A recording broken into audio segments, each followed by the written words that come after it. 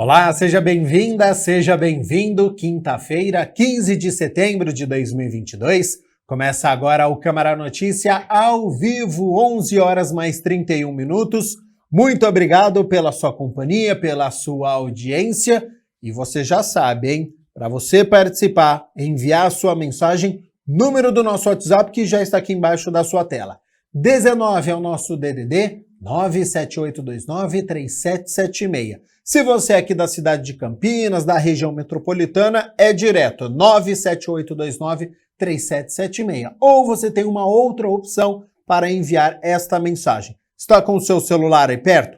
Pegue o celular agora, abre a câmera do seu celular como se fosse tirar uma foto. E você vai apontar aqui, ó, para este QR Code, porque aí já vai aparecer na tela do seu celular uma mensagem.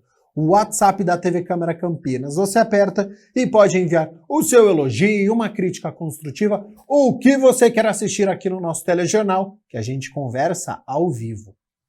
Confira a partir de agora os destaques de hoje. Na 27ª reunião ordinária, vereadores aprovam em primeira análise projeto que cria 275 vagas na área de educação a serem preenchidas por concurso público. Parlamentares também aprovam em análise final projeto de lei sobre os vencimentos dos agentes comunitários de saúde e dos agentes de combate às endemias. Não será inferior a 2 salários mínimos repassados pela União aos municípios. Usina Verde de Compostagem de Campinas recebe registro do Ministério da Agricultura para comercializar adubo orgânico. E daqui a pouco tem entrevista ao vivo com um médico sobre a importância de um bom ambiente no local de trabalho. Olha só, e a gente abre a edição de hoje com o Grupo Rosa e Amor, que é uma associação sem fins econômicos que foi fundado nos anos 2000 e que atende as mulheres com câncer. E a instituição precisa ampliar a sede na cidade de Valinhos e, por isso, vai realizar uma campanha para arrecadar doações. Por esse motivo, eu aciono o nosso repórter André Aranha, que está na sede da instituição e tem mais informações. André, seja bem-vindo e bom dia. Pois é, bom dia para você, Gabriel Castro, bom dia para todo mundo. Bom, essa ação será realizada, portanto, no dia 8 de outubro, não é? Justamente para que haja a ampliação da sede, não é? A gente vai falar muito a respeito disso, vai acontecer aqui em Valinhos um pedágio justamente para arrecadar recursos, não é? Bom, a gente vai bater um papo com a Márcia, que é a presidente, tem a Bruna também, não é? Que é voluntária, assistida aqui. Deixa eu pegar um bom dia da senhora primeiro, tudo bem? Muito obrigado por atender a nossa reportagem ao vivo aqui na TV Câmara, Márcia. Bom dia, André. Nós que agradecemos essa oportunidade, né, de estar divulgando o nosso trabalho através de vocês, a TV Câmara. Bom, e é um trabalho certamente muito importante, muito bonito que vocês fazem aqui, mas precisa, evidentemente, não é, ampliar a sede. Gostaria que a senhora falasse um pouco mais sobre isso, não é? A ação também que será realizada no dia 8 de outubro aqui em Valinhos. Nós começamos nossas atividades há mais de 22 anos atrás, né? E nós conseguimos, depois de um período, uma sede própria, um terreno cedido pela prefeitura. Conseguimos alguns anos para construir a sede, mas ela está ficando pequena para os nossos trabalhos. Nós atendemos Valinhos e a região. Então, com a pandemia, o trabalho ficou muito mais difícil, porque começou a vir casos assim, com diagnóstico muito tardio. Então, nós precisamos aumentar o número de profissionais, trabalhar com muitas visitas domiciliares, estamos já contratando uma médica paliativista para acolher de uma forma mais adequada, mas nós não temos mais área física suficiente para atender toda essa demanda que está chegando. Então, para nós, a necessidade é fundamental a ampliação da sede. Nós conseguimos ampliar numa parte, né, e dia 8 de outubro, fazendo parte até das ações do Outubro Rosa, nós estamos lançando uma campanha de um pedágio e esperamos que a população nos ajude muito, porque vai acolher muitas mulheres, a gente vai ter oportunidade de fazer um atendimento muito mais adequado. Bom, e serão aproximadamente aí 300 voluntários, pelo menos essa é a expectativa, né, Márcia?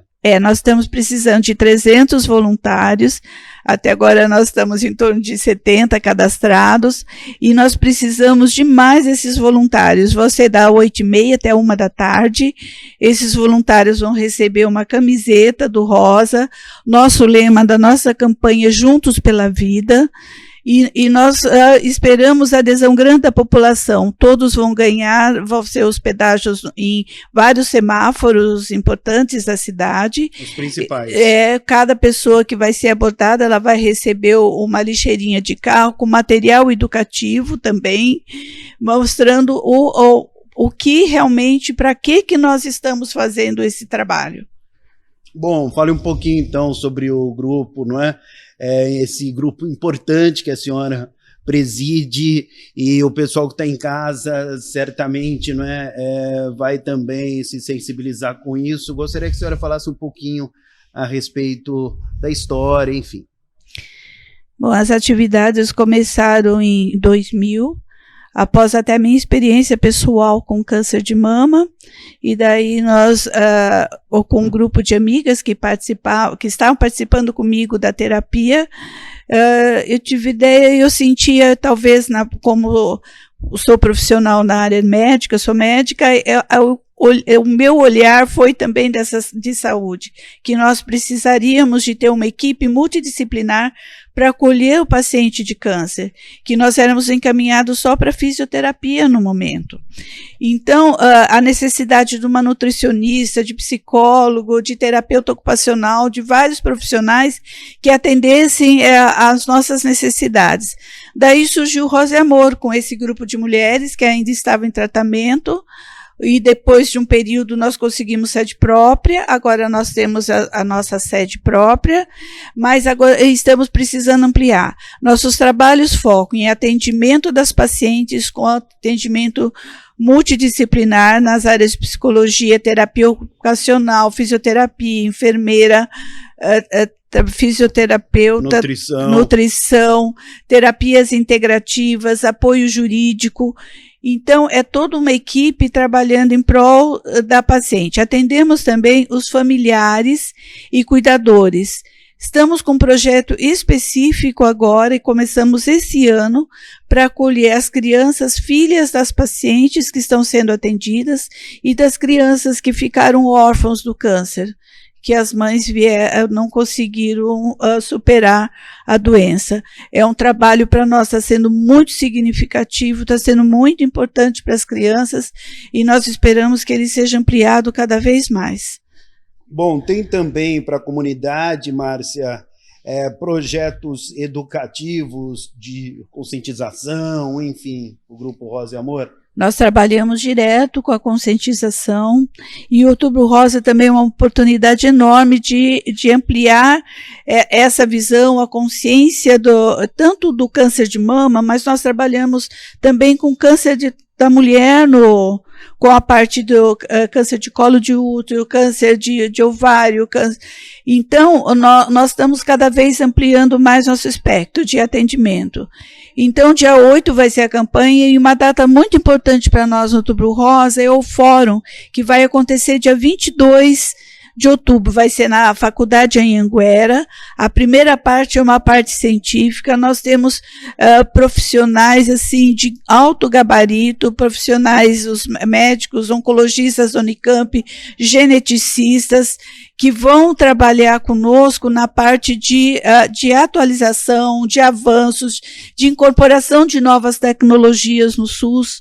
Então, vai ser no período da manhã, período da tarde nós vamos trabalhar junto com a Secretaria de Saúde para definir a jornada do paciente dentro do município e também trabalhando a seguir com nossa equipe, mostrando que a importância de um grupo de apoio no acolhimento do paciente em tratamento e pós-tratamento.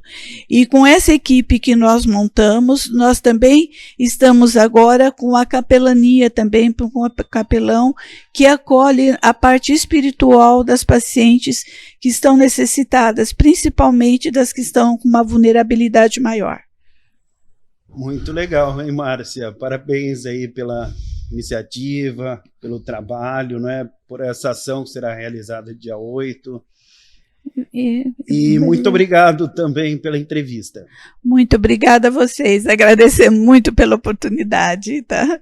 Bom, deixa eu conversar também, falar um bom dia aqui para a Bruna. Tudo bem, Bruna? Tudo bem, André? Bom dia a todos da TV Câmara. Legal. Bom, você assistida aqui e voluntária também, conta um pouquinho da sua história, por favor, para a gente. Sim, eu sou assistida desde o mês de maio. Eu tive um diagnóstico de câncer de mama em março desse ano. Tive a oportunidade de fazer a cirurgia já no mês de maio e dar sequência aqui a partir também desse mesmo mês, logo na minha recuperação. Então, a gente fala que, assim como a doutora mencionou, é um acolhimento que vai além de um simples tratamento, né? A gente sabe que a parte de tratamento, com certeza, ela é primordial. Hoje eu estou na fase de quimioterapia, porém, todo esse atendimento integrado faz toda a diferença no nosso tratamento, né? Que a gente entende que, além do físico, a mente estar bem é primordial. 90% do sucesso é isso.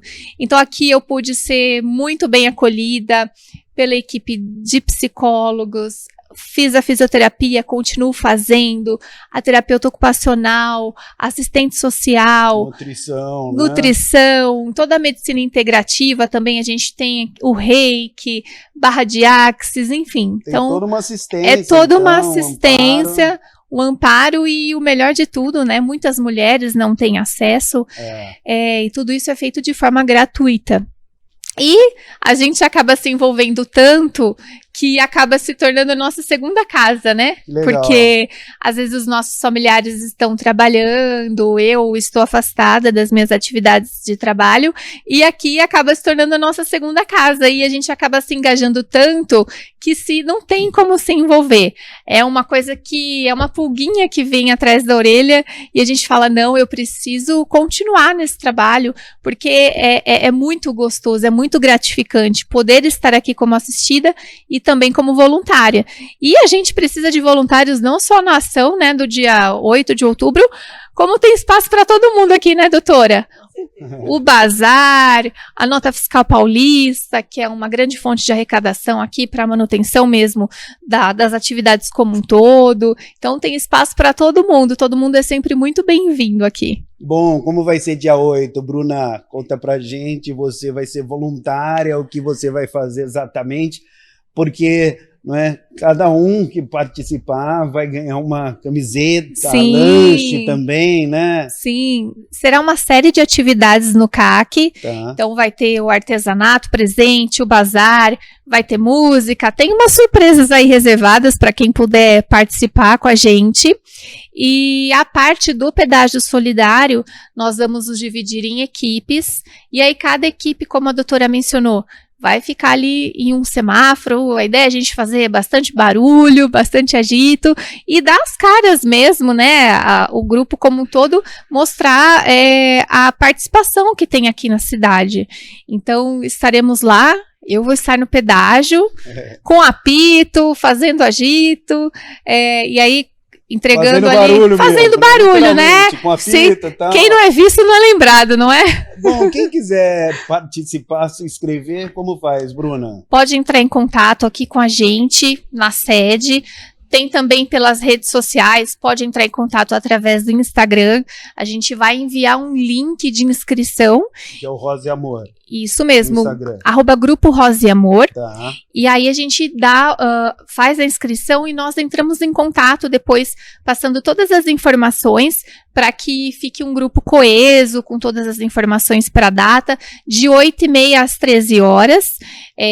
Como vocês disseram, a camiseta para também, né, para ficar todo mundo ali de rosa, outubro rosa, padronizado.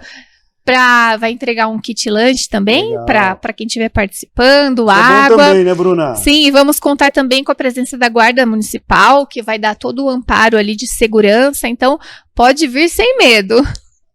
Bom, como a Márcia falou, expectativa de 300 voluntários, né? Hoje tem 70, então o pessoal precisa realmente, não é? Se sensibilizar por essa causa aí, dia 8, não é? A Bruna já falou como se inscreve e tudo mais. A expectativa é chegar nos 300 mesmo, né? A expectativa é passar dos 300, né? Porque tem tempo ainda, né? Dia 8, né? Então ainda tem algumas semanas aí pela frente, não é? Sim, qualquer dúvida pode entrar em contato aqui com a gente e a gente pode dar todas as informações e tirar todas as dúvidas também. Beleza, mais alguma coisa importante que você queira aproveitar o espaço aqui? Eu só tenho a agradecer o Rosa e Amor por todo o amparo que eles dão pra gente, inclusive as famílias. É um trabalho totalmente diferenciado, que é difícil de se ver na região, né? Eu acredito que a doutora tem ali, quando passou por essa experiência, sentido falta, assim, de um grupo de apoio. Como eu disse, vai muito além de um simples tratamento. Então, toda essa equipe integrada faz, com certeza, toda a diferença no tratamento e o sucesso, né? O sucesso é isso. A gente ter pensamento positivo sempre, acreditando no nosso propósito, e contando ali com o apoio, nossa segunda casa. Que legal, um ambiente familiar, né, Bruna? Totalmente, a gente desde a recepção, quando eu entrei em contato pelo WhatsApp, e fui muito bem recepcionada, fui muito bem acolhida, eu falei não, porque às vezes a gente acha que não precisa disso. Você tem o WhatsApp aí? O número de contato é 99200, eu posso passar para vocês. Boa. Ó, tem um telefone aqui, 3869. Então vai lá, fala devagarzinho. 19 3869 7899. De novo. 19 3869 7899. Boa, deu para anotar, né? Deu. Bom, deixa eu falar então, muito obrigado, viu, Bruna, pela entrevista. Eu quem agradeço. Deixa eu agradecer também a Márcia, presidente, mais alguma coisa que a senhora queira colocar para encerrar? Não, convocar as pessoas para o dia 8, eu acho assim, dia da ação, que nós queremos ampliação da sede. Nossa meta é realmente Juntos pela Vida. Nós estamos precisando salvar mais vidas. Nós estamos num momento muito crítico de saúde, ainda mais a área oncológica ficou muito fragilizada nesse momento de pós-pandemia, e nós precisamos da oportunidade de vida para essas pessoas. Então, o Rosa e Amor precisa muito da ampliação para acolher maior número de pessoas de forma mais adequada. Eu espero que todos que estão ouvindo, se juntem à nossa causa nessa corrente de Juntos pela Vida. Vamos trabalhar pela melhor qualidade de vida, pela que as pessoas consigam ter as mesmas oportunidades. Eu agradeço muito e vamos continuar. Espero que vocês estejam conosco também, Juntos pela Vida, e toda a população. Esperamos muito e agradecemos a todos que puderem colaborar. Boa, boa. Contem sempre com a gente aqui da TV Câmara Campinas, tá bom? Obrigada, André. Bom, é isso então, Gabriel. Dia 8 de outubro, aqui em Valinhos, essa ação muito importante que será realizada. Eu volto com você aí nos estúdios, Gabriel Castro. Ação, campanha importantíssima, então muito obrigado, André Aranha. Também a disponibilidade do tempo da Márcia Camargo, ela que é presidente do Grupo Rosa e Amor, a Bruda Fida, que participou, que é voluntária. Então, quem puder ajudar é de suma importância para a instituição. Já este começo, né, de Outubro Rosa, já desde o mês aqui de setembro, já é importante, então, ser voluntário, então, para esta campanha. 11h mais 50, a Mirna Abreu já está aqui nos nossos estúdios, hora das notícias do Legislativo, até porque ontem foi dia de reunião ordinária. Então, Mirna, seja bem-vinda e bom dia. Bom dia, Gabriel, bom dia a você aí de casa, e a gente começa falando de projetos que foram aprovados nesta noite. São 3 de autoria do Executivo que visam a criação de 275 vagas na área da educação a serem preenchidas por concurso público. Entre esses projetos está a que prevê a criação de 150 vagas de professor de Educação Básica 4. O líder de governo na Câmara, o vereador Luiz Rossini, contextualizou a importância destes cargos. O governo ele tem buscado fortalecer a estrutura da Secretaria de Educação, mostrando que a educação pública do município é uma prioridade. E uma forma de você demonstrar isso é dotando a secretaria, as escolas, de pessoal qualificado. Então, o primeiro projeto, que aprova a criação de 150 cargos de professores de Educação Básica 4, eles vão ser contratados por concurso, todos eles por concurso, para que esses professores possam atuar na educação especial. A Prefeitura de Campinas, através da tua Secretaria Municipal de Educação, tem sido pioneira e uma referência no atendimento, no acolhimento, na educação das crianças que têm algum problema, alguma deficiência, até mental ou de saúde. É aquilo que a gente chama educação especial. Já há muito tempo, essas crianças elas estão inseridas nas salas de aula comum. É claro que elas têm que acompanhar e conviver com todos os alunos, mas precisam de uma atenção diferenciada. Muitas vezes até o processo pedagógico, para que elas possam acompanhar a evolução da educação, precisa ser adaptada, individualizada. É como se você tivesse um programa de educação pedagógica para cada aluno. Para isso, você precisa desses professores PEB 4. Como aumentou muito a demanda desses alunos, a Secretaria necessita desses profissionais. Então, prevê na estrutura 150 cargos de professores de educação PEB 4 significa atender a demanda atual e preparar a Secretaria para o crescimento das escolas ou desses alunos nas nossas escolas municipais. E durante a discussão do projeto, as vereadoras Débora Palermo e Guida Calisto utilizaram a tribuna para falar sobre a proposta. A gente tem notado que no município, mesmo os espaços, né, laboratoriais, enfim, os pediatras, têm sempre indicado para as famílias matricularem seus filhos nas escolas da rede municipal de educação. Eu sou educadora, sou monitora de educação infantil. A gente passou por esse processo, inclusive, né, de ver um aumento de atendimento dessa demanda de crianças com deficiência.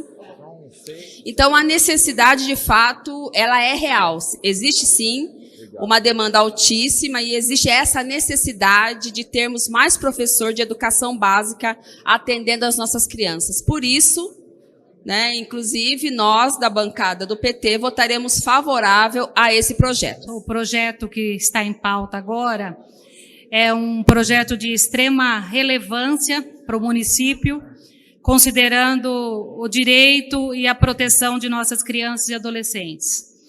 A última reunião da Comissão de Defesa da Criança, do Adolescente e da Juventude, a pauta foi inclusão e foi abordado esse tema, a falta de profissionais para atender crianças com deficiência nas escolas públicas municipais e estaduais.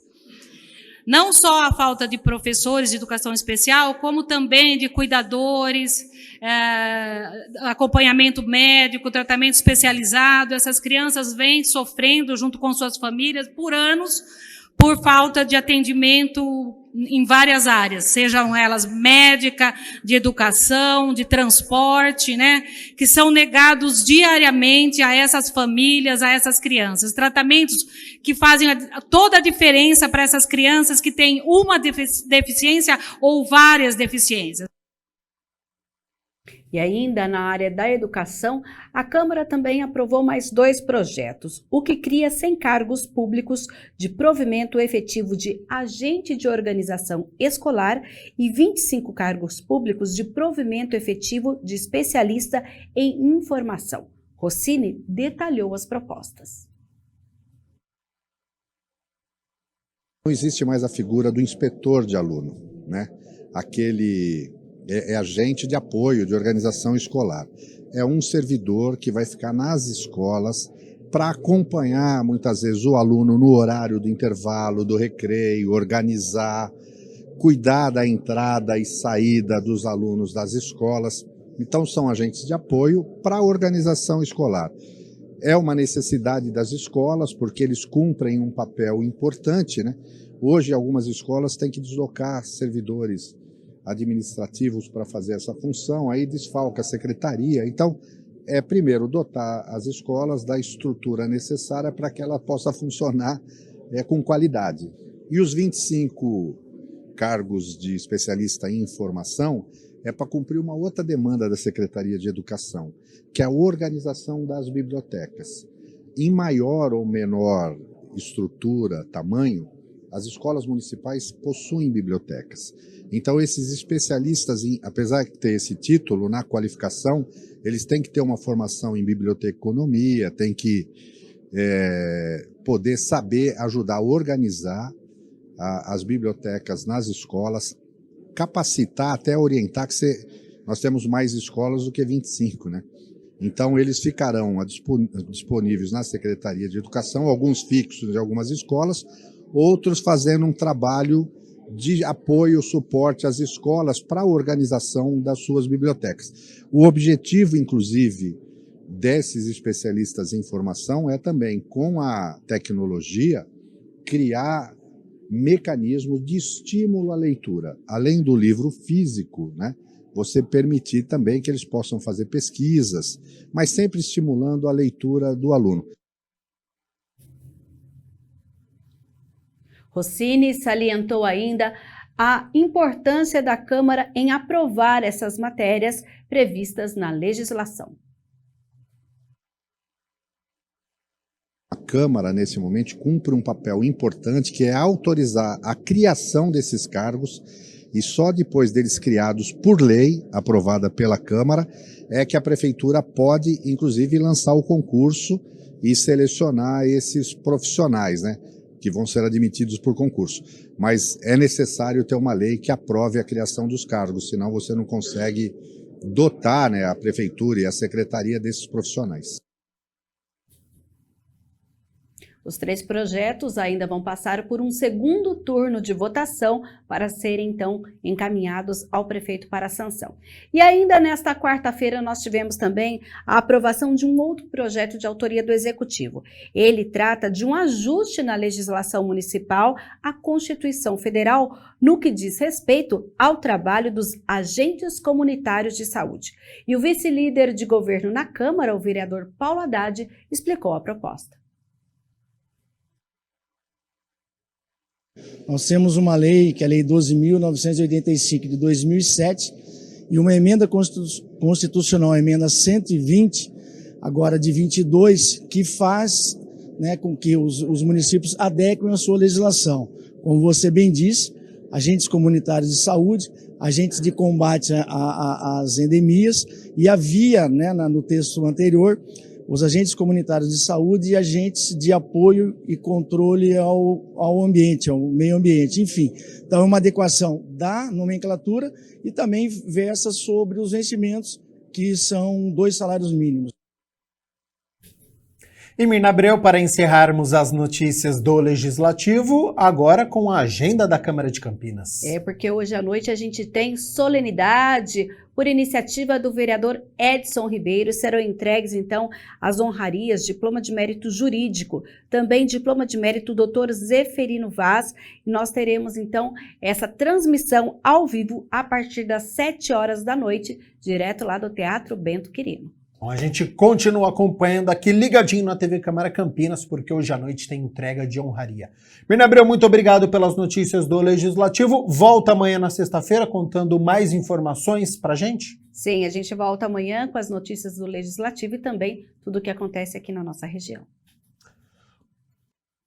11 horas mais 59 minutos, vamos fazer o seguinte, primeiro intervalo aqui no nosso telejornal e na volta a Viviane Novaes já está aqui nos nossos estúdios porque tem o nosso quadro Saúde Agora, então não saia daí que o intervalo é rapidinho.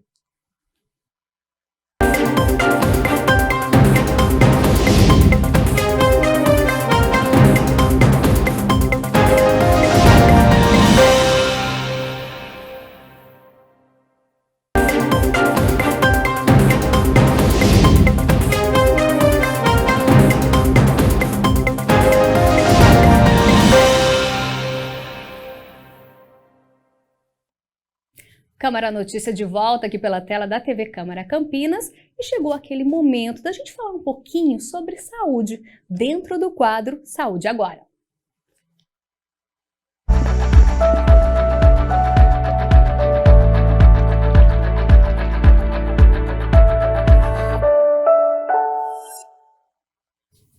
Varíola do macaco. Pois é, esse é o assunto de hoje. O que tem em relação à varíola do macaco e gestantes? Um assunto que tem preocupado bastante especialistas da área e a mulher que está grávida. Até hoje, Campinas tem, segundo o último levantamento da Prefeitura, 72 casos confirmados aqui na cidade. Só que isso chama a atenção e tem preocupado bastante. Quem vai ajudar a gente a entender essa relação aí da varíola dos macacos e se tem mais perigo para a mulher que está grávida ou para aquela que acabou de ter o bebezinho ou amamentando? Olha só, quem está aqui comigo é a Larissa Cassiano. Ela aceitou o nosso convite para falar sobre esse tema ao vivo aqui. Ela é ginecologista, obstetra e especialista em gestação de alto risco e ainda parto humanizado. Larissa, muito obrigada, viu, por falar com a gente desse assunto que tem chamado a atenção e preocupado bastante. Então, antes de mais nada, muito obrigada por participar aqui com a gente. Eu que agradeço o convite, é muito bom poder estar aqui falando com vocês. Larissa, eu falei logo nessa abertura que a gente vai falar um pouquinho em relação, né, dessa varíola dos macacos com as gestantes, as puérperas, né, as mulheres amamentando, mas só pra gente entender, porque ainda fica dúvida, né, o que é a varíola dos macacos, né? Aqui na cidade a gente já tem 72 casos confirmados, número alto, né? Porque a cada semana, a cada registro, novos casos são confirmados. Explica pra gente o que é essa doença. A varíola dos macacos é uma doença infecto-contagiosa. Diferente do que algumas pessoas pensam, o contágio não acontece através do macaco, então não tem relação com contato com os macacos. Ela é uma variante da varíola que nós já tivemos contato anteriormente. Ela já estava presente em algumas regiões da África há um tempo, e ali ela estava meio que restrita, mas começou a circular numa quantidade bem maior no ano passado, e agora a gente está vivendo esse surto, essa pandemia. Ela é uma doença infecto-contagiosa porque ela passa de humano para humano, e a gente tem observado que ela passa principalmente através de contatos íntimos e de contato sexual. Ela leva a lesões de pele, mas também leva a muito mal-estar, dor no corpo, um desconforto muito grande. E algumas lesões, algumas pessoas que tiveram essas lesões, são lesões muito extensas, que têm um risco de infecção. Na gestação, a gente ainda tem um pouco de dificuldade para entender. Primeiro, por não termos muitos casos, e segundo, gestantes naturalmente já têm uma imunidade mais baixa. E a gente sempre vai ter aquele medo, aquele risco do contágio do bebê. Quando a gente fala varíola dos macacos, ela é transmitida pelo vírus, né? É o monkeypox. Isso mesmo. É uma infecção viral e como vírus, né, de maneira geral que a gente tem vários vírus aí na nossa cidade, a gente acabou de ver um surto do coronavírus, a gente tem o HIV, vírus são mais difíceis de tratamento, a gente tem uma certa limitação com medicações específicas para os vírus. Então, é um motivo para a gente ter alerta e ter cuidado. Disse, né? Ainda é tudo muito novo, mas já dá para definir aí alguns sintomas gerais? Geralmente, a pessoa começa com um mal-estar, uma dor no corpo, e aí vai observando umas lesões que parecem uns pontinhos vermelhos. Inicialmente, são esses pontinhos vermelhos, que vão evoluindo para umas lesões com que a gente chama de vesícula, que são umas lesões que parecem umas bolinhas de água. Muitas pessoas começam com essas lesões na região genital, a região genital é onde se observa mais lesões, mas mãos, todo o corpo pode ter essas lesões, e aí as pessoas às vezes evoluem com as lesões, dor no corpo, mal-estar, náusea, e ficam num quadro às vezes desse mal-estar, desse desconforto, poucas lesões, e muitas vezes não procuram ajuda. Entendi. E deixa eu te perguntar, agora entrando no tema de hoje aí, a gente está falando então da varíola dos macacos, que preocupa a sociedade em geral, mas em uma resposta você disse que a grávida, pode-se dizer que ela faz parte do grupo de risco, porque nesse momento da vida dela, o corpo dela, o sistema imune fica mais frágil, não sei se é essa palavra certa. Isso, o sistema imune dela fica alterado, a gente tem alterações de frequência cardíaca, a gente tem alterações da quantidade de líquido, da imunidade, e tudo isso propicia muito mais infecções virais.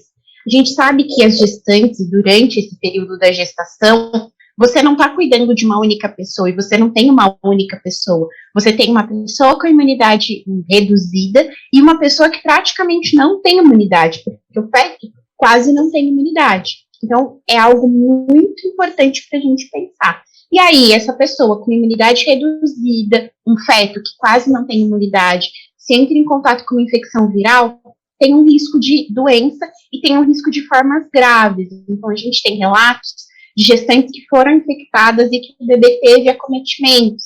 Claro, não quero trazer nenhum pânico, nada disso. A gente tem um viés muito complexo, que é o número de casos. Então, quando eu tenho poucos casos, eu tenho mais dificuldade para avaliar, para entender se isso aconteceu realmente por causa da varíola dos macacos ou se houve outra relação, porque a gente ainda tem poucos casos, mas existem relatos desse tipo. Você falou aí de alguns sintomas. Quando a mulher está grávida, os sintomas são os mesmos, só que dependendo do caso, pode vir até mais forte.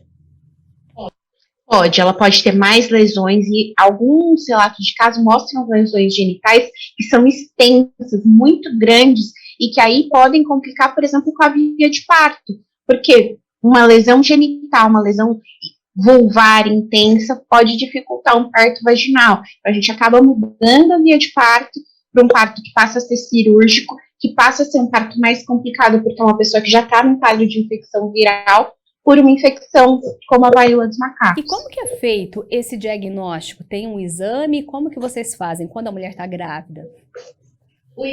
O exame é geral para todas as pessoas. A gente usa primeiro o exame físico, como a gente disse, então observar as lesões, e aí a gente pode coletar material, mandar para análise para confirmar. Isso a gente já está conseguindo fazer tanto no SUS quanto no sistema privado.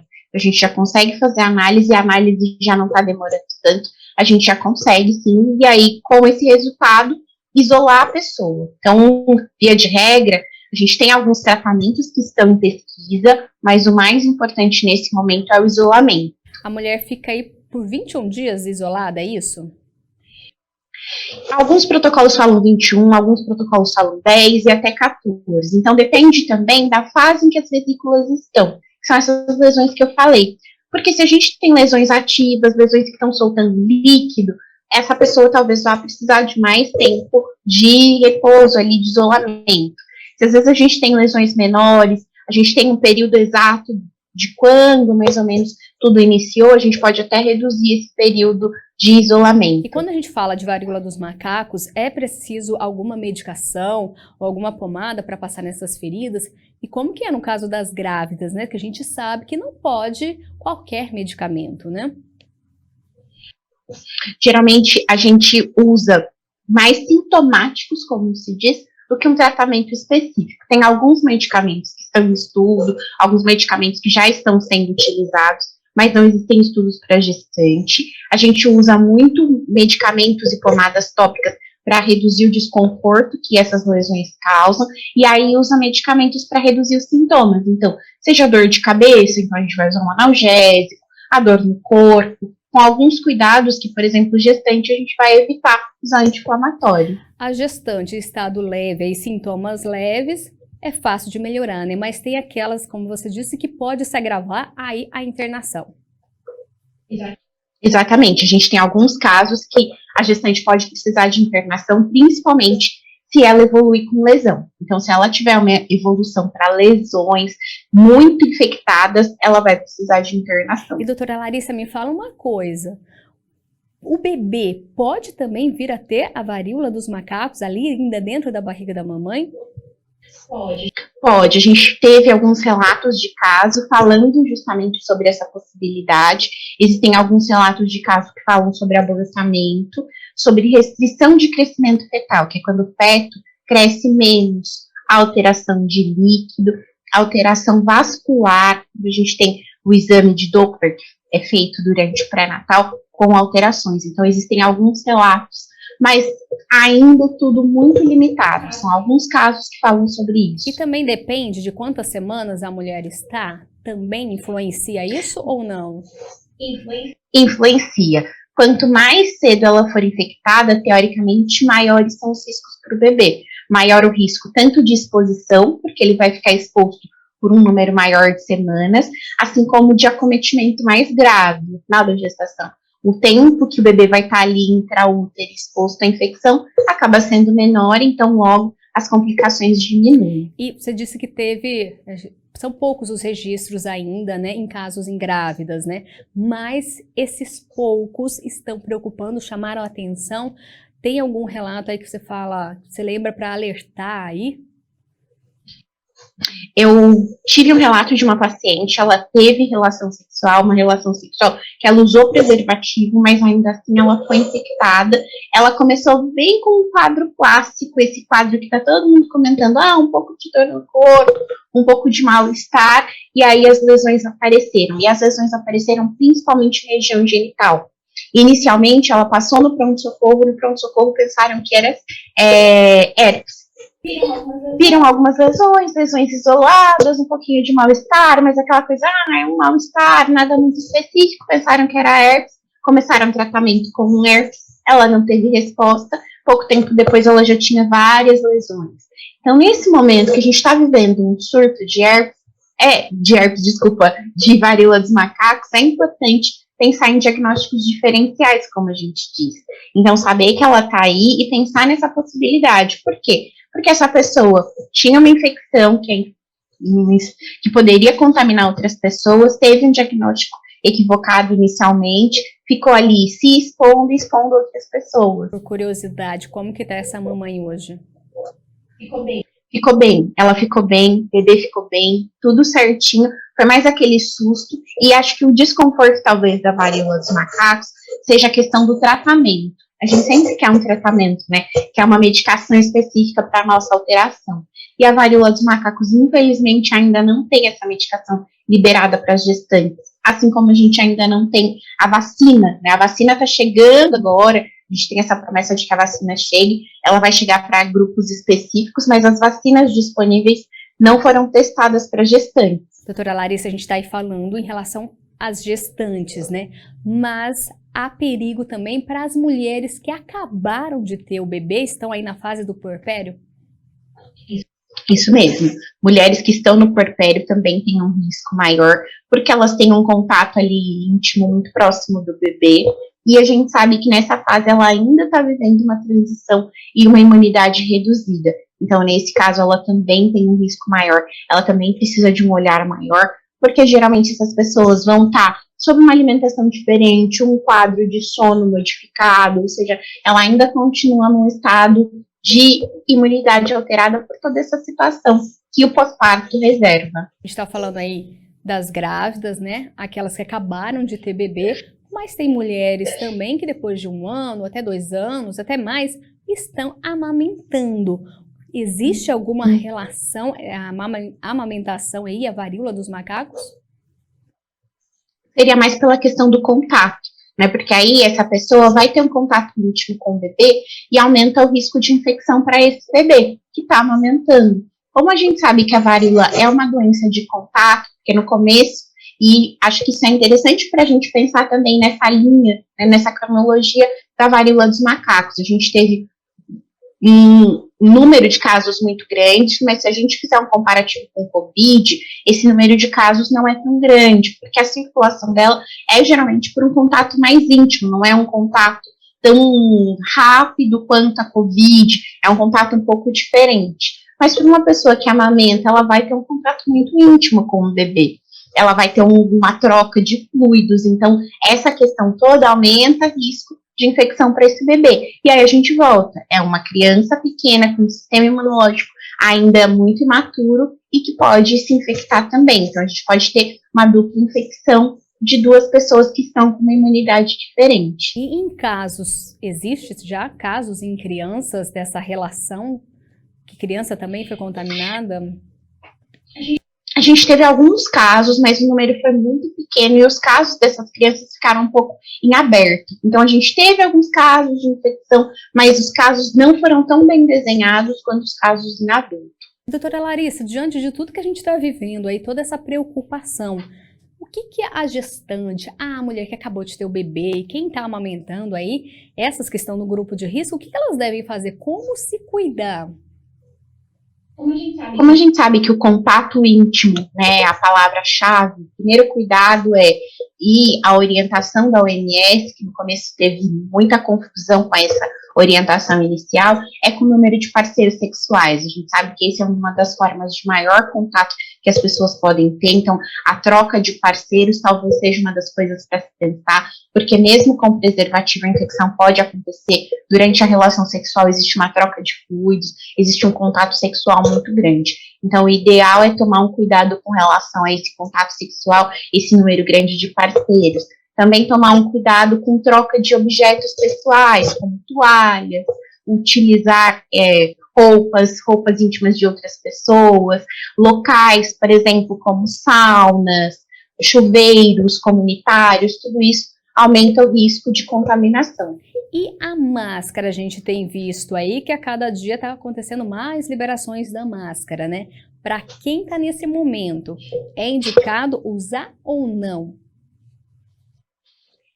Máscara, pensando na varíola dos macacos, talvez não tenha tanto benefício, mas uma coisa que a gente aprendeu com o Covid, e que eu acho que talvez pode valer aí por um tempo, é que a máscara não protegeu só contra o Covid. A gente teve uma circulação, um número reduzido de infecções respiratórias.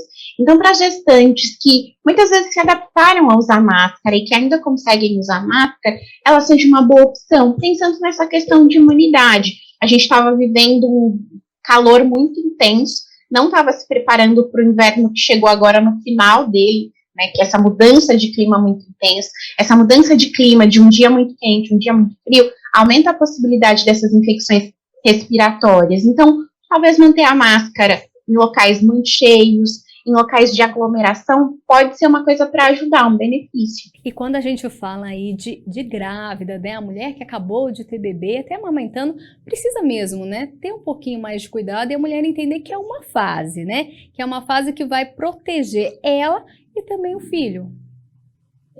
Exatamente, é uma fase que passa, é uma coisa que às vezes tem desafios muito grandes, mas é transitório, é uma fase de adaptação para ela, é uma fase de adaptação para esse bebê que acabou de chegar, que ainda está conhecendo essa família, está conhecendo essa puérpera, então é uma fase de transição importante também para os dois se conhecerem, os dois se entenderem ali a dinâmica de ambos. E quando a gente fala nesse momento, né, igual a vida tá voltando ao normal depois da pandemia aí, a gente ainda vive, na verdade, né, mas tem aglomerações, a mulher que tá nesse momento, ainda é bom evitar também?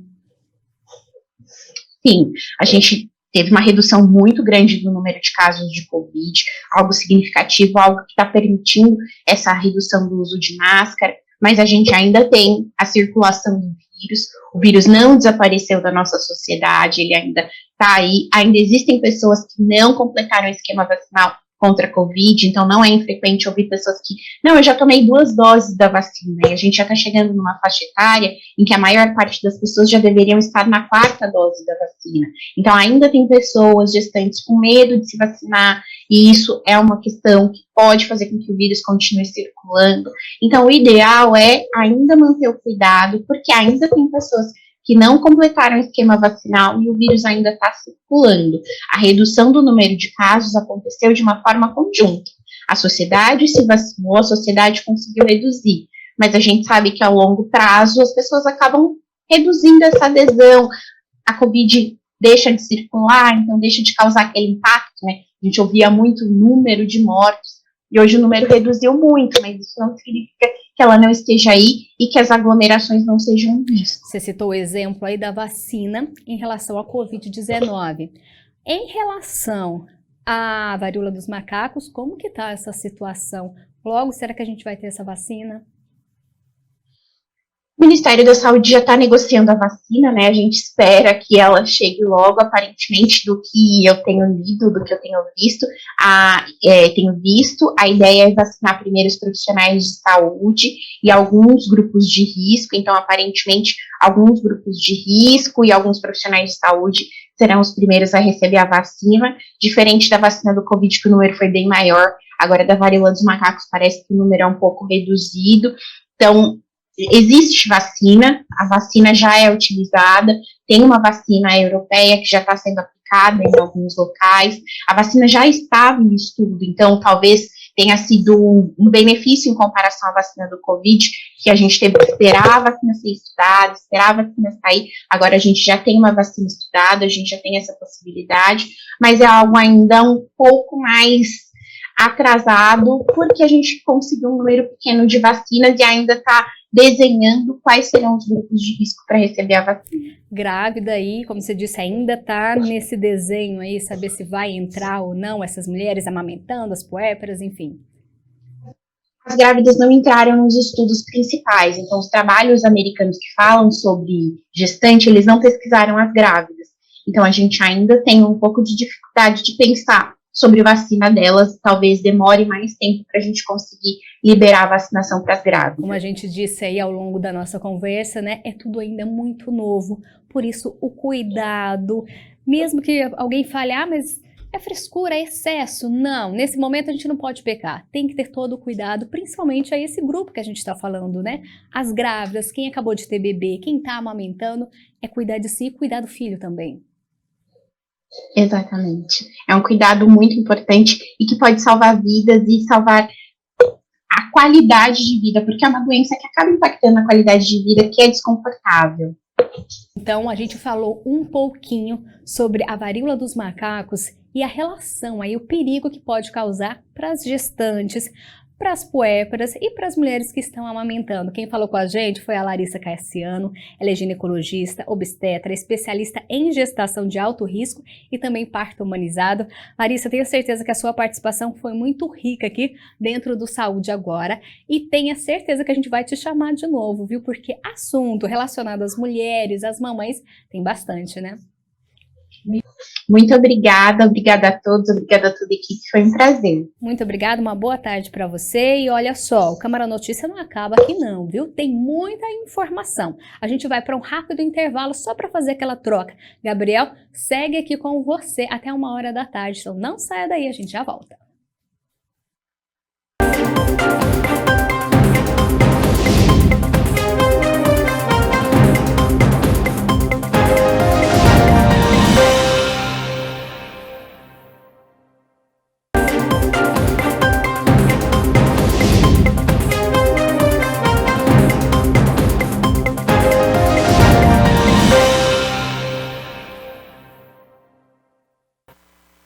Meio-dia e 29, Câmara Notícia de volta ao vivo nesta quinta-feira. Muito obrigado pela sua companhia, pela sua audiência. E olha só, no último sábado, dia 10 de setembro, foi o Dia Mundial de Prevenção ao Suicídio. Lembrando que o mês Setembro Amarelo é a maior campanha de conscientização do mundo e em 2022 o lema é "A vida é a melhor escolha". Um levantamento internacional revelou que o Brasil é o segundo país com mais casos de burnout, que é aquele esgotamento profissional, físico e estresse.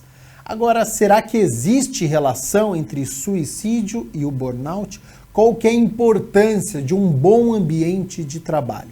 Bom, São muitas questões que serão abordadas a partir de agora com o Marcos Mendanha, ele que é médico, diretor, professor da Faculdade Sembrap, onde realiza e coordena estudos, cursos e eventos sobre psiquiatria e saúde mental do trabalhador há mais de 10 anos. Então, primeiramente, Marcos, muito obrigado pela disponibilidade do seu tempo aqui com o Telejornal, com o Câmara Notícia.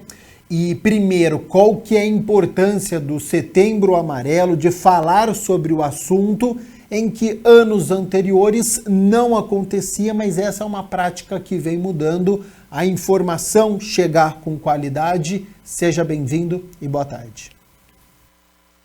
Gabriel, muito obrigado pela oportunidade, é um prazer falar com você, com todos os seus telespectadores. Enfim, Setembro Amarelo nos faz lembrar da importância da vida, como você bem mencionou. Durante muito tempo, esse assunto foi tabu, mas isso não foi suficiente para aumentar a prevalência do suicídio, não só no Brasil, como no mundo todo. Então, estudos mais recentes mostram a importância de falar e falar bem a respeito do suicídio, no sentido de orientar as pessoas, no sentido de acolher aqueles que estão passando por momentos mais difíceis e desesperançosos, a ponto de pensar em dar cabo à própria existência. Nada mais desesperançoso do que isso. Então, o Setembro Amarelo nos orienta a estar prontos, a emprestar o nosso ombro amigo, e às vezes só isso é um grande gesto para aqueles que já estão no momento de tanta fragilidade. Agora, Marcos, na minha abertura eu falei também sobre o burnout, né? É uma doença, é uma síndrome, como que a gente pode definir?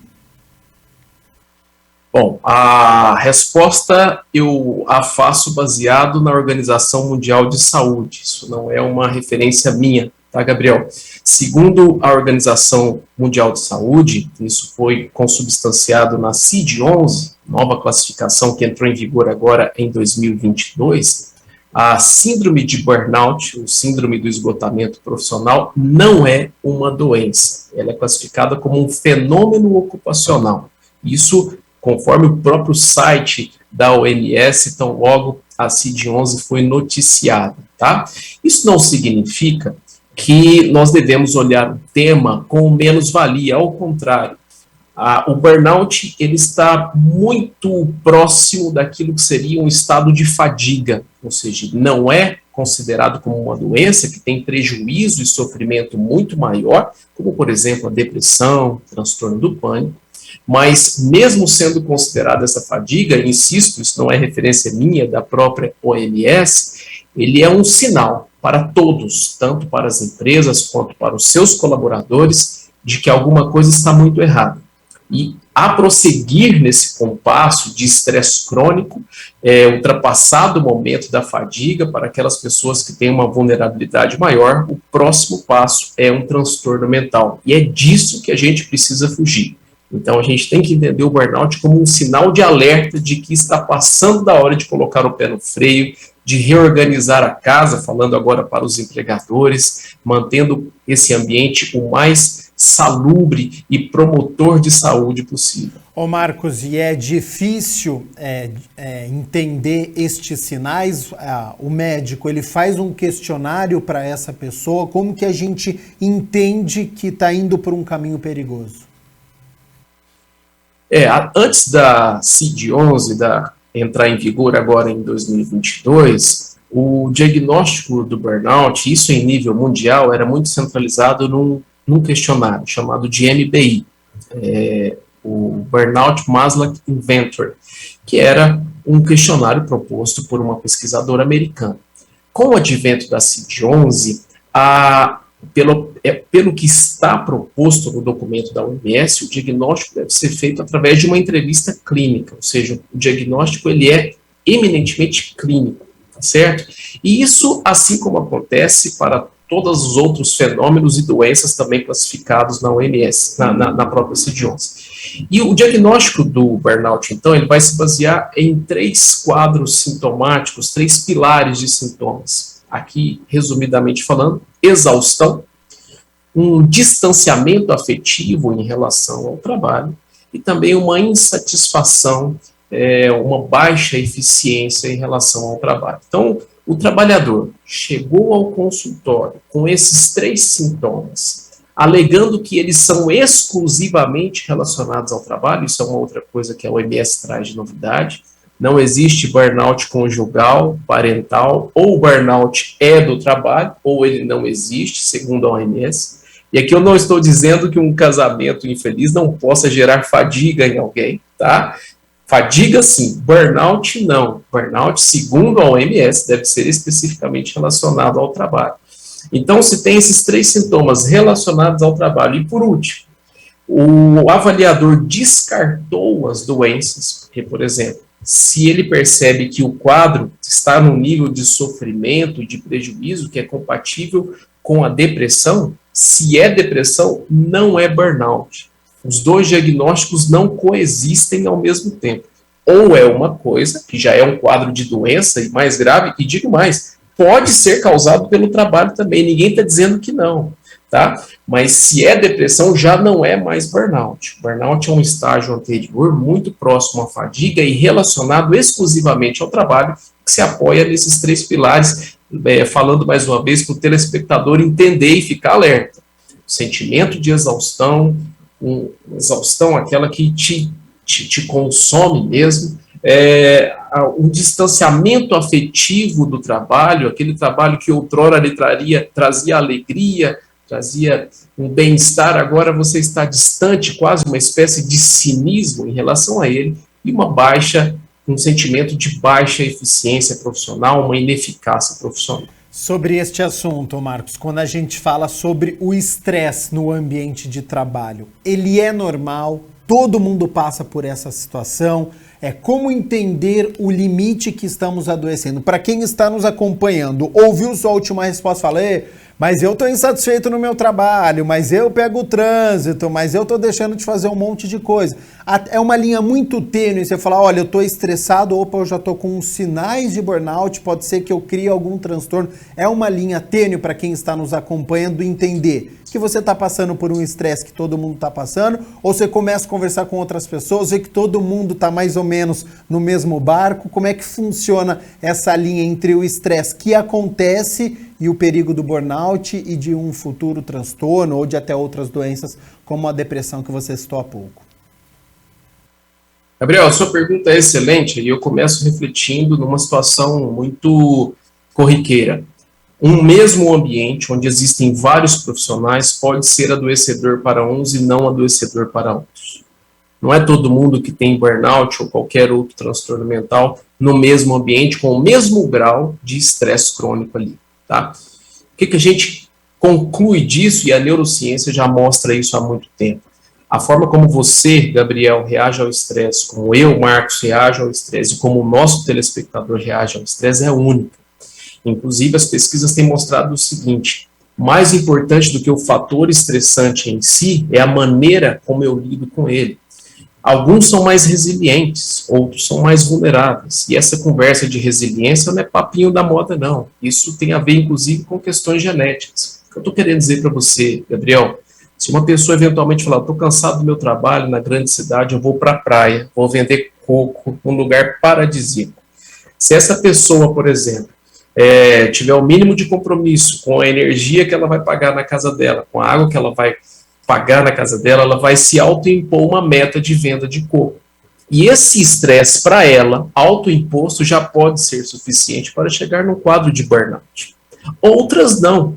Então, a vulnerabilidade e a resiliência de cada um contam muito, certo? Então, se você se identifica como uma pessoa de baixa resiliência ao estresse, a boa notícia é que existem mecanismos, inclusive tratamentos psicoterápicos, que podem te ajudar a ter uma resiliência maior, um olhar mais positivo e mais generoso consigo mesmo, e isso facilita a sua prevenção em relação ao burnout. Claro, não posso deixar de dizer aqui que o burnout é um fenômeno relacionado ao trabalho. Portanto, o ambiente de trabalho também tem que estar preparado para promover saúde mental.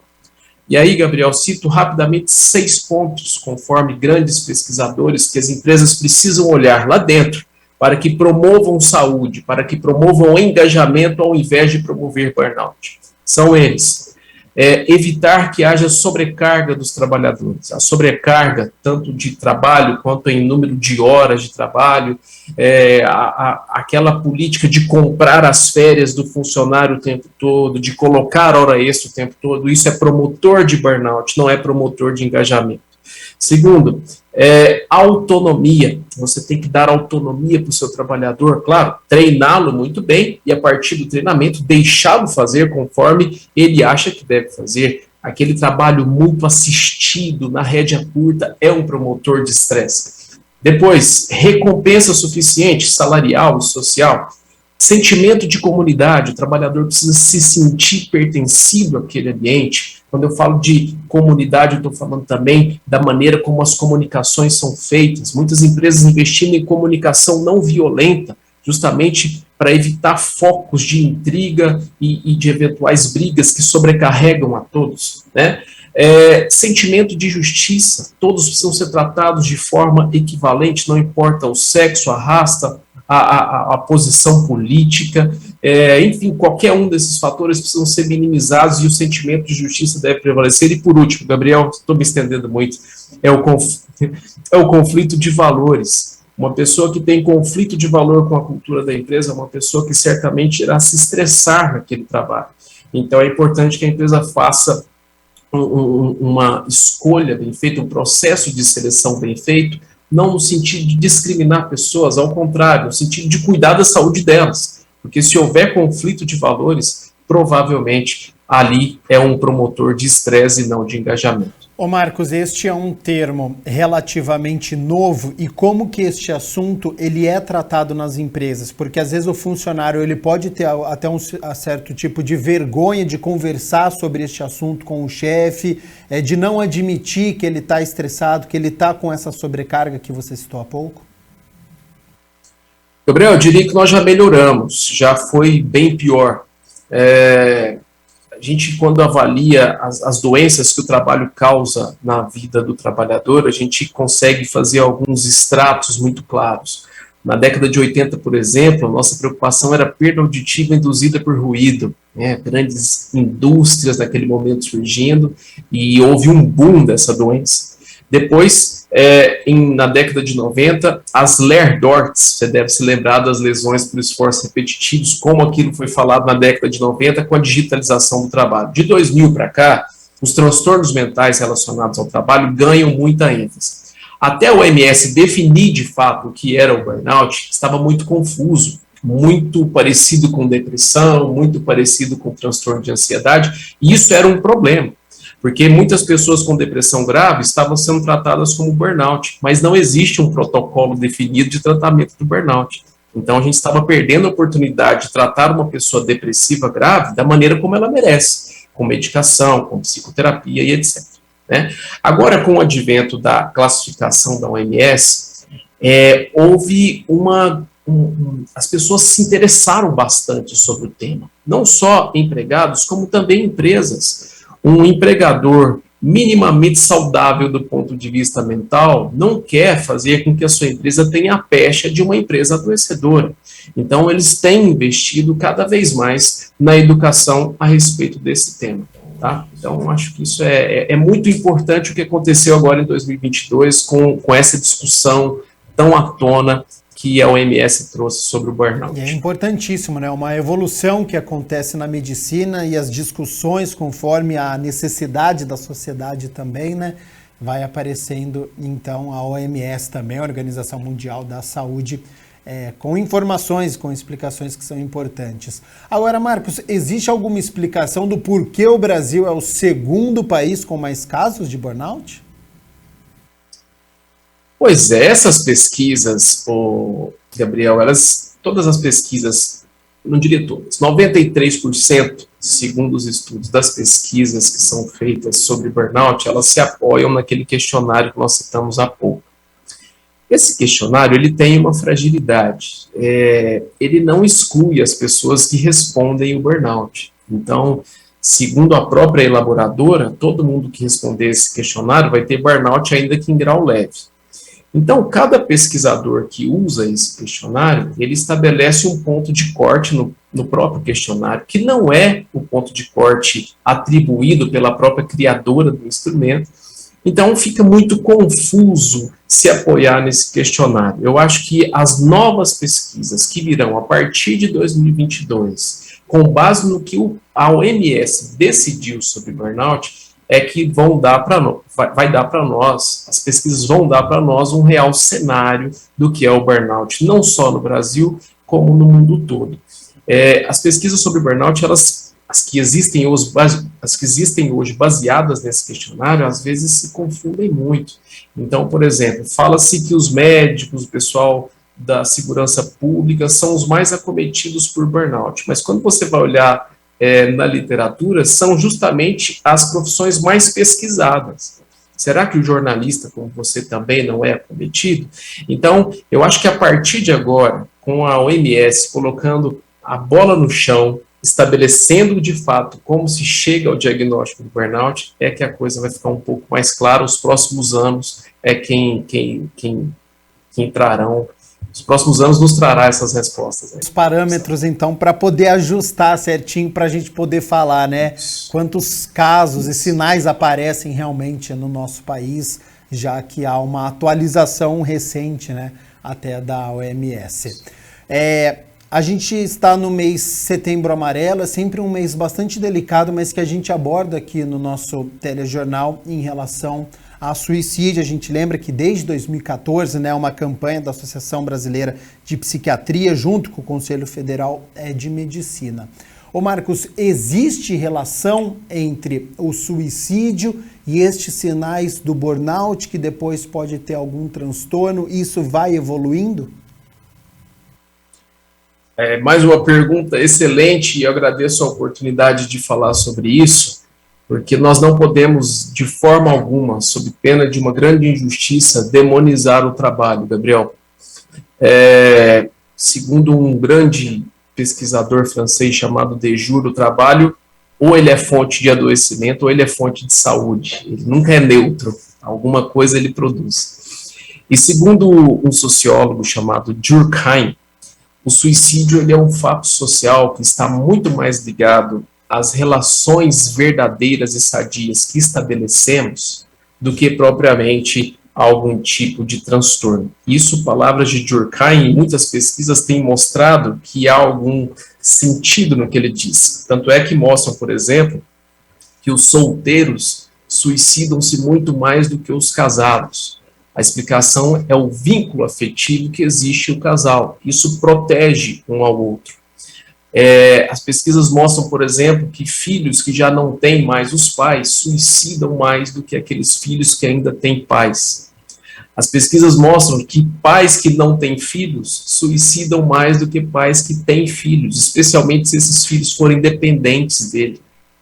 As pesquisas mostram, por exemplo, que os ateus suicidam mais do que os religiosos. E não tem nada a ver com Deus isso, com toda a fé que eu tenho. Isso tem a ver com os vínculos religiosos que se fazem nas igrejas, por exemplo. E aí a gente chega no trabalho.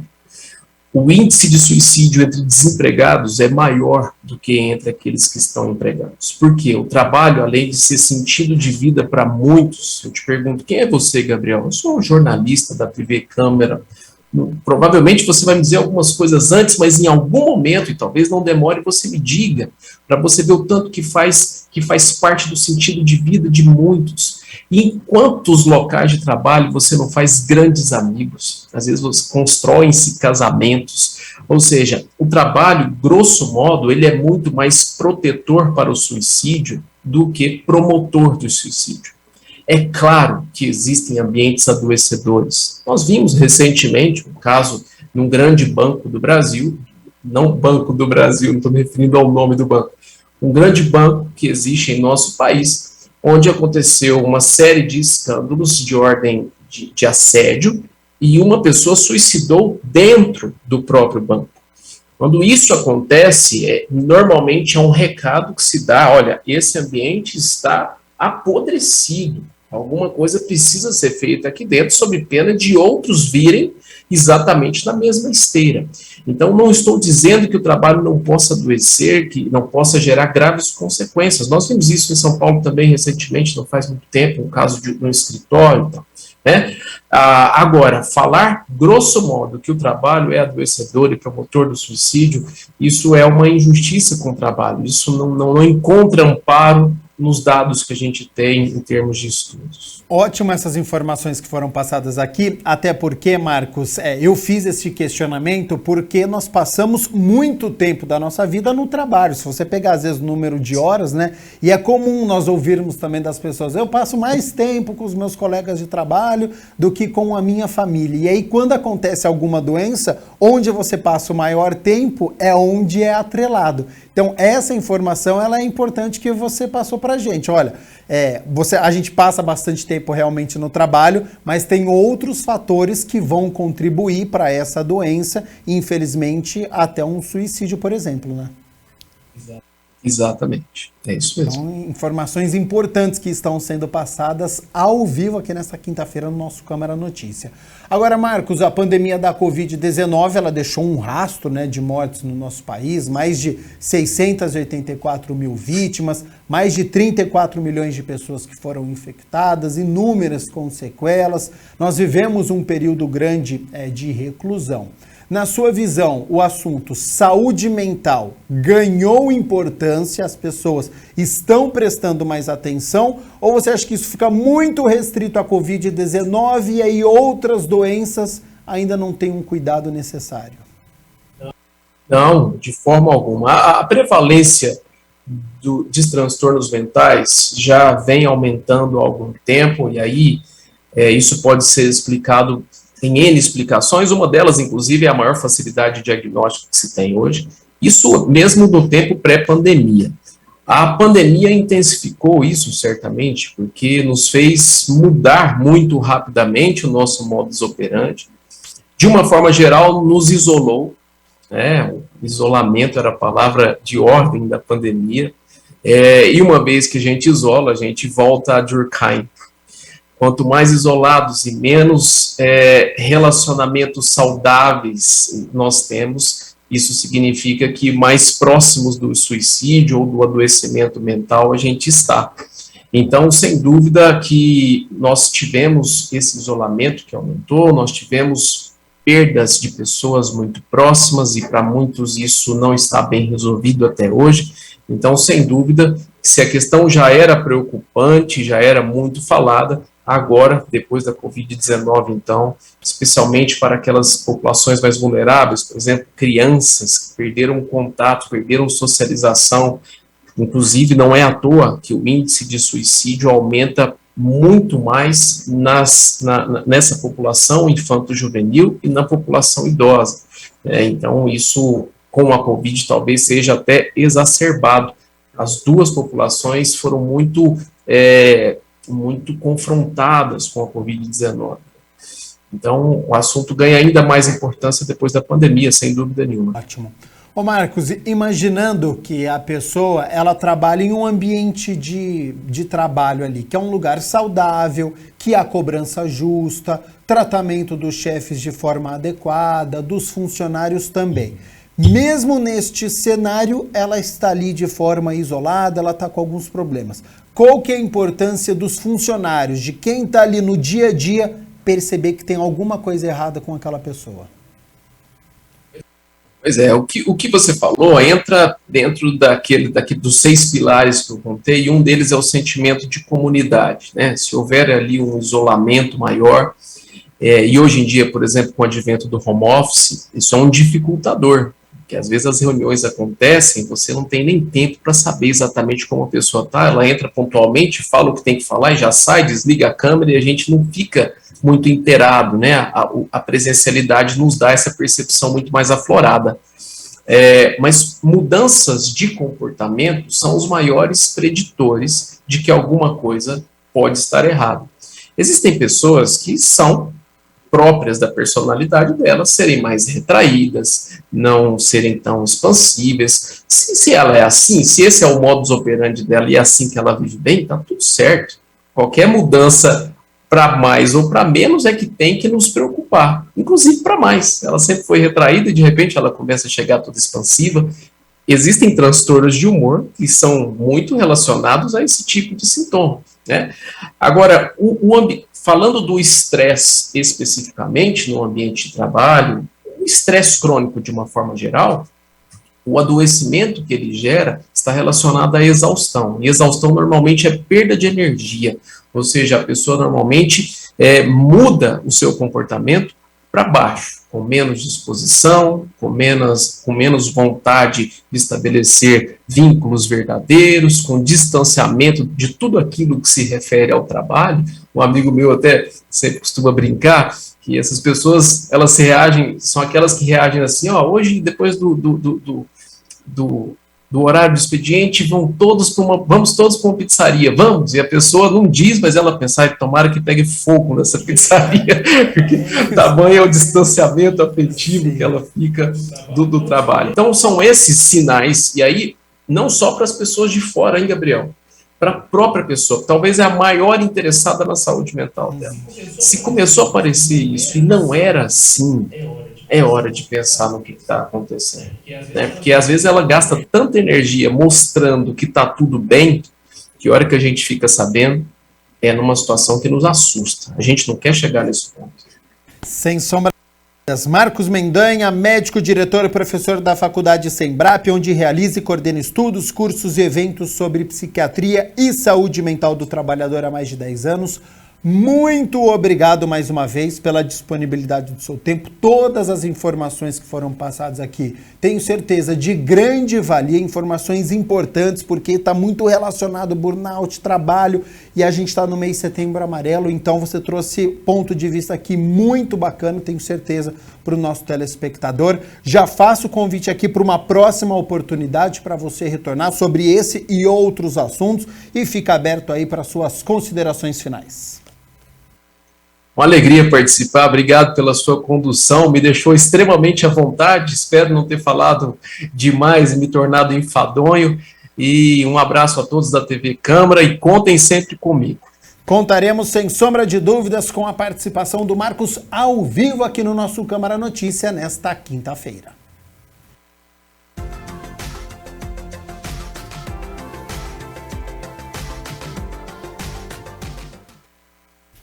A frente fria segue estacionada aqui na cidade de Campinas e em toda a região, por isso que o tempo ele continua fechado, viu?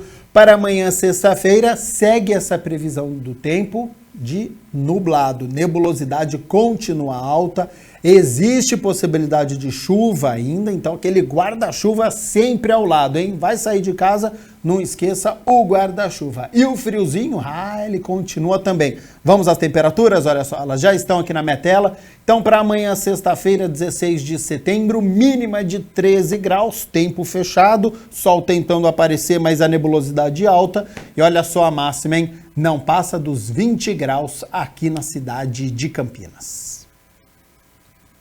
O Câmara Notícia fica por aqui. Muito obrigado pela sua companhia, pela sua audiência. Lembrando que hoje, a partir das 7 horas da noite, tem reunião solene, tem entrega de honraria com transmissão ao vivo da TV Câmara Campinas. Então continue aqui assistindo toda a nossa programação e a gente se vê amanhã na sexta-feira às 11h30 da manhã, contando tudo para você, hein? Aqui da Metrópole de Campinas e, claro, do Legislativo, as notícias aqui da Câmara de Campinas. Até lá. Tchau, tchau.